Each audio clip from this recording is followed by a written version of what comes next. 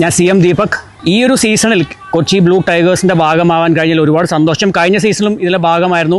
KCL രണ്ടാം സീസണിലേക്ക് വരുമ്പോൾ ഈ ഒരു ടീം കുറച്ചുകൂടെ ശക്തമായി തിരിച്ച് വരാനുള്ള എല്ലാ തുടക്കങ്ങളും അതിൻ്റെ എല്ലാ പ്രാരംഭ നടപടികളും നമ്മൾ എടുത്തു കഴിഞ്ഞു. ഒരുപാട് ഇമ്പാക്റ്റ് ഉണ്ടാക്കിയ ഒരു ടൂർണമെൻ്റാണ്.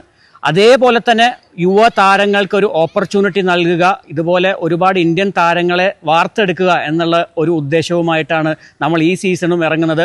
കപ്പടിക്കാൻ തീർച്ചയായിട്ടും ഒരു എയിമുണ്ട്. പക്ഷേ ഒരുപാട് പുതിയ താരങ്ങളെ കൊണ്ടുവരിക, നല്ലൊരു ടീം ഉണ്ടാക്കുക, നല്ല പ്രിപ്പറേഷൻ, നല്ല പ്രോസസ്സ്, അതാണ് ലക്ഷ്യം.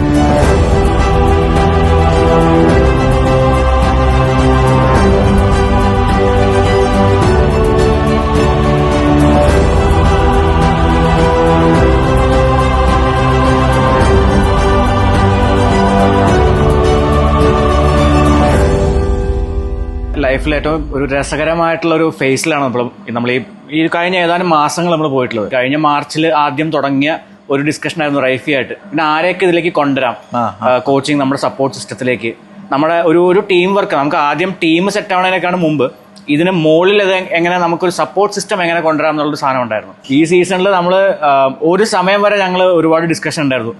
ഞാൻ റൈഫി, ഞങ്ങളെല്ലാവരും സാധനത്ത് ഞങ്ങളെല്ലാവരും കൂടി ഇരുന്നിട്ട് ഡെയിലി ഒരു ടീം ഇടുമായിരുന്നു, ഇങ്ങനെ ഇട്ടുകൊണ്ടിരിക്കുമായിരുന്നു. നമുക്ക് ഉദ്ദേശിക്കുന്ന കുറെ ആൾക്കാരെ വെച്ചിട്ട്. അതെല്ലാം സഞ്ജു വരുന്നുണ്ടെന്ന് പറഞ്ഞപ്പോഴേക്കും കംപ്ലീറ്റ് അതൊക്കെ ചവിട്ടോട്ടെ കളയേണ്ട ഒരു അവസ്ഥയായിരുന്നു. സഞ്ജു വന്നപ്പോഴേക്കും ഇക്വേഷൻ മാറി. പിന്നെ സുഭാഷിനെ അറിയാമല്ലോ, സുഭാഷ് പറഞ്ഞു സഞ്ജു വേണം, ബാക്കി നിങ്ങൾ എന്താ വെച്ചാൽ ചെയ്തോന്നുള്ളായിരുന്നു.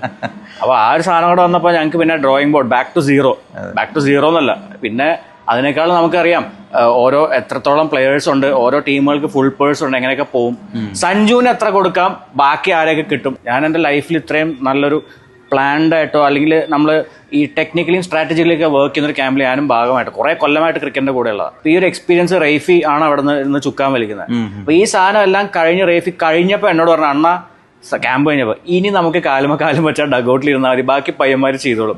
കൊച്ചി ബ്ലൂ ടൈഗേഴ്സിന് ഒരാളല്ല, ഓരോ ദിവസം ഒരാളാണ് ചെയ്യുന്നത്. ഇന്നൊരാളെ ഫോക്കസ് ചെയ്ത് വരുന്ന ഒരു ടീമിന് ഉള്ളൊരു ചലഞ്ച് എന്ന് വെച്ചാൽ കൊച്ചിക്ക് ആ ടീമാണ്, ആരെപ്പോ വന്ന് വേണമെങ്കിൽ പെർഫോം ചെയ്ത് ജയിപ്പിച്ച് കൊടുക്കുന്ന ഒരു ടീമാണ്. ബാക്കി ചില ടീമുകൾ ഇൻഡിവിജ്വൽസിനെ ഡിപ്പെൻഡ് ചെയ്തിട്ടാണ്. എങ്ങനെ ഒരു ക്യാമ്പ് സ്ട്രക്ചർ ചെയ്യാം. ആ ക്യാമ്പ് കഴിഞ്ഞപ്പോൾ ഞങ്ങൾക്ക് എല്ലാവർക്കും ഉറപ്പായിരുന്നു ഈ സീസൺ നമ്മൾ പൊളിക്കുന്നുള്ളത്. പക്ഷെ ആ പൊളിക്കുന്നുള്ളതിനേക്കാളൊക്കെ ഒരു ലെവല് മുകളിൽ പോയി. 10 മാച്ചിൽ 8 ജയിക്കുന്ന ലെവലിൽ പൊളിക്കുന്ന പ്രതീക്ഷയില്ല ക്യാമ്പ് കഴിഞ്ഞപ്പോഴും. സഞ്ജുവിനെ മാത്രം മതിയോ നിങ്ങൾക്ക് കളിയൊന്നും ജയിക്കേണ്ട, കപ്പൊന്നും നിങ്ങളുടെ ഉദ്ദേശം ഇല്ലെന്ന് ചോദിച്ച് എന്റെ ഇൻബോക്സിൽ മെസ്സേജസ് കിടക്കുന്ന ഇപ്പോഴും ഉണ്ട്. ഞാൻ ഇതിനു വേണ്ടിയിട്ട് ഞാൻ റേഫിക്കും ബാക്കിയുള്ളവർക്ക് കാണിച്ചു കൊടുക്കുന്നത്, കണ്ട ഇതൊക്കെ വന്നിട്ട്. അവർക്കൊക്കെ ഇനി എനിക്ക് ഇത് അയച്ചു കൊടുക്കാനുള്ളത് പോയിന്റ്സ് ടേബിൾ മാത്രമല്ല.